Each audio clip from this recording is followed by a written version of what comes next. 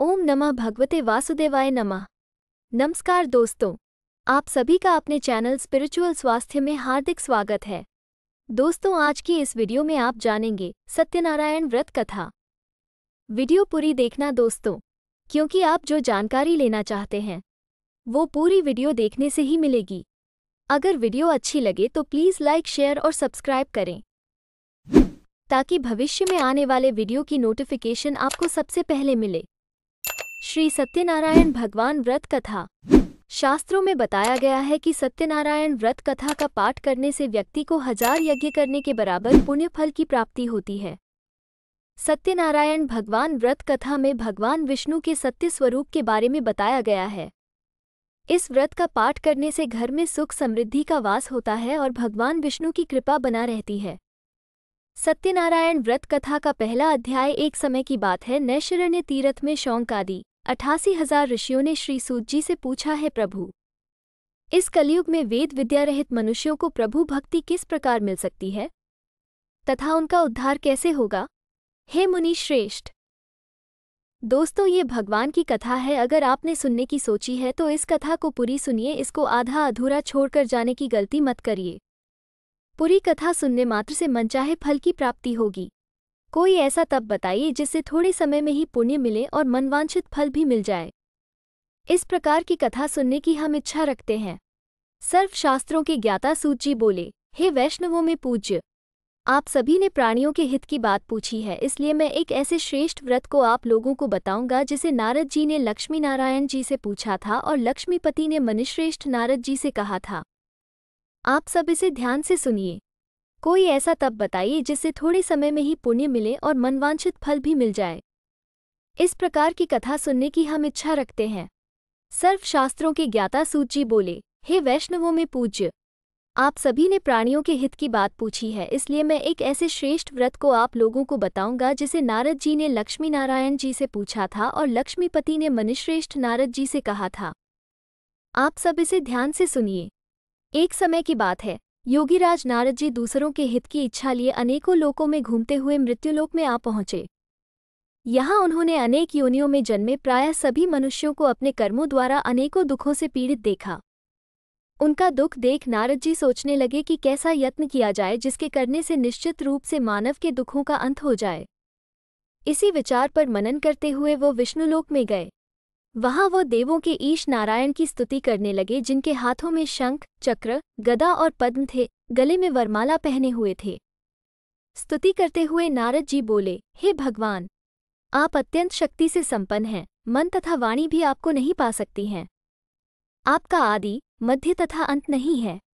निर्गुण स्वरूप सृष्टि के कारण भक्तों के दुख को दूर करने वाले हैं, आपको मेरा नमस्कार है। नारद जी की स्तुति सुन विष्णु भगवान बोले, हे मुनिश्रेष्ठ, आपके मन में क्या बात है? आप किस काम के लिए पधारे हैं? उसे संकोच कहो। इस पर नारद मुनि बोले कि मृत्युलोक में अनेक योनियों में जन्मे मनुष्य अपने कर्मों के द्वारा अनेकों दुख से दुखी हो रहे हैं। हे नाथ, आप मुझ पर दया रखते हैं तो बताइए कि वो मनुष्य थोड़े प्रयास से ही अपने दुखों से कैसे छुटकारा पा सकते हैं। श्रीहरि बोले, हे नारद, मनुष्यों की भलाई के लिए तुमने बहुत अच्छी बात पूछी है। जिसके करने से मनुष्य मोह से छूट जाता है, वो बात मैं कहता हूँ, उसे सुनो। स्वर्ग लोक व मृत्युलोक दोनों में एक दुर्लभ उत्तम व्रत है जो पुण्य देने वाला है। आज प्रेमवश होकर मैं उसे तुमसे कहता हूँ। श्री सत्यनारायण भगवान का यह व्रत अच्छी तरह विधानपूर्वक करके मनुष्य तुरंत ही यहाँ सुख भोग कर मरने पर मोक्ष पाता है। श्रीहरि के वचन सुन नारद जी बोले कि उस व्रत का फल क्या है और उसका विधान क्या है? यह व्रत किसने किया था? इस व्रत को किस दिन करना चाहिए? सभी कुछ विस्तार से बताएं। नारद की बात सुनकर श्रीहरि बोले, दुख व शोक को दूर करने वाला ये सभी स्थानों पर विजय दिलाने वाला है। मानव को भक्ति व श्रद्धा के साथ शाम को श्री सत्यनारायण की पूजा धर्म परायण होकर ब्राह्मणों व बंधुओं के साथ करनी चाहिए। भक्ति भाव से ही नैवेद्य, केले का फल, घी, दूध और गेहूं का आटा सवाया लें। गेहूं के स्थान पर साठी का आटा, शक्कर तथा गुड़ लेकर व सभी भक्षण योग्य पदार्थों को मिलाकर भगवान का भोग लगाएं। ब्राह्मणों सहित बंधु बांधवों को भी भोजन कराएं, उसके बाद स्वयं भोजन करें। भजन कीर्तन के साथ भगवान की भक्ति में लीन हो जाएं। इस तरह से सत्यनारायण भगवान का यह व्रत करने पर मनुष्य की सारी इच्छाएं निश्चित रूप से पूरी होती हैं। इस कलिकाल अर्थात कलयुग में मृत्युलोक में मोक्ष का यही एक सरल उपाय बताया गया है। श्री सत्यनारायण व्रत कथा का पहला अध्याय संपूर्ण बोलिए श्री सत्यनारायण भगवान की जय। सत्यनारायण भगवान की व्रत कथा का दूसरा अध्याय सूत जी बोले, हे ऋषियों, जिसने पहले समय में इस व्रत को किया था उसका इतिहास कहता हूँ, ध्यान से सुनो। सुंदर काशीपुरी नगरी में एक अत्यंत निर्धन ब्राह्मण रहता था। भूख प्यास से परेशान वह धरती पर घूमता रहता था। ब्राह्मणों से प्रेम करने वाले भगवान ने एक दिन ब्राह्मण का वेश धारण कर उसके पास जाकर पूछा, हे विप्र, नित्य दुखी होकर तुम पृथ्वी पर क्यों घूमते हो? दीन ब्राह्मण बोला, मैं निर्धन ब्राह्मण हूँ, भिक्षा के लिए धरती पर घूमता हूँ। हे भगवान, यदि आप इसका कोई उपाय जानते हो तो बताइए। वृद्ध ब्राह्मण कहता है कि सत्यनारायण भगवान मनोवांछित फल देने वाले हैं, इसलिए तुम उनका पूजन करो। इसे करने से मनुष्य सभी दुखों से मुक्त हो जाता है। वृद्ध ब्राह्मण बनकर आए सत्यनारायण भगवान उस निर्धन ब्राह्मण को व्रत का सारा विधान बताकर अंतर्धान हो गए। ब्राह्मण मन ही मन सोचने लगा कि जिस व्रत को वृद्ध ब्राह्मण करने को कह गया है मैं उसे जरूर करूंगा। यह निश्चय करने के बाद उसे रात में नींद नहीं आई। वो सवेरे उठकर सत्यनारायण भगवान के व्रत का निश्चय कर भिक्षा के लिए चला गया। उस दिन निर्धन ब्राह्मण को भिक्षा में बहुत धन मिला, जिससे उसने बंधु बांधवों के साथ मिलकर श्री सत्यनारायण भगवान का व्रत संपन्न किया। भगवान सत्यनारायण का व्रत संपन्न करने के बाद वो निर्धन ब्राह्मण सभी दुखों से छूट गया और अनेक प्रकार की संपत्तियों से युक्त हो गया। उसी समय से यह ब्राह्मण हर माह इस व्रत को करने लगा। इस तरह से सत्यनारायण भगवान के व्रत को जो मनुष्य करेगा वो सभी प्रकार के पापों से छूटकर मोक्ष को प्राप्त होगा। जो मनुष्य इस व्रत को करेगा वो भी सभी दुखों से मुक्त हो जाएगा। सूत जी बोले कि इस तरह से नारद जी से नारायण जी का कहा हुआ श्री सत्यनारायण व्रत को मैंने तुमसे कहा। हे विप्रो, उसी समय एक लकड़ी बेचने वाला बूढ़ा आदमी आया और लकड़ियां बाहर रखकर अंदर ब्राह्मण के घर में गया। प्यास से दुखी वो लकड़हारा उनको व्रत करते देख विप्र को नमस्कार कर पूछने लगा कि आप ये क्या कर रहे हैं? तो उन्होंने बताया कि व्रत कर रहा हूँ तथा इसे करने से क्या फल मिलेगा, कृपया मुझे भी बताएं। ब्राह्मण ने कहा कि सब मनोकामनाओं को पूरा करने वाला ये सत्यनारायण भगवान का व्रत है। उस नगर में उसे अपनी लकड़ियों का दाम पहले से 4 गुना अधिक मिलता है। बूढ़ा प्रसन्नता के साथ दाम लेकर केले, शक्कर, घी, दूध, दही और गेहूं का आटा ले और सत्यनारायण भगवान के व्रत की अन्य सामग्रियां लेकर अपने घर गया। वहां उसने अपने बंधु बांधवों को बुलाकर विधि विधान से सत्यनारायण भगवान का पूजन और व्रत किया। इस व्रत के प्रभाव से वह बूढ़ा लकड़हारा धन पुत्र आदि से युक्त होकर संसार के समस्त सुख भोग अंतकाल में बैकुंठ धाम चला गया। श्री सत्यनारायण व्रत कथा का दूसरा अध्याय संपूर्ण बोलिए श्री सत्यनारायण भगवान की जय। सत्यनारायण भगवान की व्रत कथा का तीसरा अध्याय सूत जी बोले, हे श्रेष्ठ मुनियों, अब आगे की कथा कहता हूँ। पहले समय में उल्कामुख नाम का एक बुद्धिमान राजा था। वो सत्यवक्ता और जितेंद्रिय था। प्रतिदिन देव स्थानों पर जाता और निर्धनों को धन देकर उनके कष्ट दूर करता था। उसकी पत्नी कमल के समान मुख वाली तथा सती साध्वी थी। भद्रशिला नदी के तट पर उन दोनों ने श्री सत्यनारायण भगवान का व्रत किया। उसी समय साधु नाम का एक वैश्य आया। उसके पास व्यापार करने के लिए बहुत सा धन भी था। राजा को व्रत करते देखकर वो विनय के साथ पूछने लगा, हे राजन, भक्तिभाव से पूर्ण होकर आप ये क्या कर रहे हैं? मैं सुनने की इच्छा रखता हूँ, तो आप मुझे बताएं। राजा बोला, हे साधु, अपने बंधु बांधवों के साथ पुत्रादि की प्राप्ति के लिए एक महाशक्तिमान श्री सत्यनारायण भगवान का व्रत व पूजन कर रहा हूँ। राजा के वचन सुन साधु आदर से बोला, हे राजन, मुझे इस व्रत का सारा विधान कहिए। आपके कथनानुसार मैं भी इस व्रत को करूँगा। मेरी भी संतान नहीं है और इस व्रत को करने से निश्चित रूप से मुझे संतान की प्राप्ति होगी। राजा से व्रत का सारा विधान सुन व्यापार से निवृत्त हो वो अपने घर गया। साधु वैश्य ने अपनी पत्नी को संतान देने वाले इस व्रत का वर्णन कह सुनाया और कहा कि जब मेरी संतान होगी तब मैं इस व्रत को करूँगा। साधु ने इस तरह के वचन अपनी पत्नी लीलावती से कहे। एक दिन लीलावती पति के साथ आनंदित हो सांसारिक धर्म में प्रवृत्त होकर सत्यनारायण भगवान की कृपा से गर्भवती हो गई। 10वें महीने में उसके गर्भ से एक सुंदर कन्या ने जन्म लिया। दिनों दिन वह ऐसे बढ़ने लगी जैसे कि शुक्ल पक्ष का चंद्रमा बढ़ता है। माता पिता ने अपनी कन्या का नाम कलावती रखा। एक दिन लीलावती ने मीठे शब्दों में अपने पति को याद दिलाया कि आपने सत्यनारायण भगवान के जिस व्रत को करने का संकल्प किया था उसे करने का समय आ गया है, आप इस व्रत को करिए। साधु बोला कि हे प्रिय, इस व्रत को मैं उसके विवाह पर करूंगा। इस प्रकार अपनी पत्नी को आश्वासन देकर वो नगर को चला गया। कलावती पिता के घर में रह वृद्धि को प्राप्त हो गई। साधु ने एक बार नगर में अपनी कन्या को सखियों के साथ देखा तो तुरंत ही दूत को बुलाया और कहा कि मेरी कन्या के योग्य वर देख कर आओ। साधु की बात सुनकर दूत कंचन नगर में पहुंचा और वहां देखभाल कर लड़की के सुयोग्य वाणिक पुत्र को ले आया। सुयोग्य लड़के को देख साधु ने बंधु बांधवों को बुलाकर अपनी पुत्री का विवाह कर दिया, लेकिन दुर्भाग्य की बात ये कि साधु ने अभी भी श्री सत्यनारायण भगवान का व्रत नहीं किया। इस पर श्री भगवान क्रोधित हो गए और श्राप दिया कि साधु को अत्यधिक दुख मिले। अपने कार्य में कुशल साधु बनिया जमाई को लेकर समुद्र के पास स्थित होकर रत्नासारपुर नगर में गया।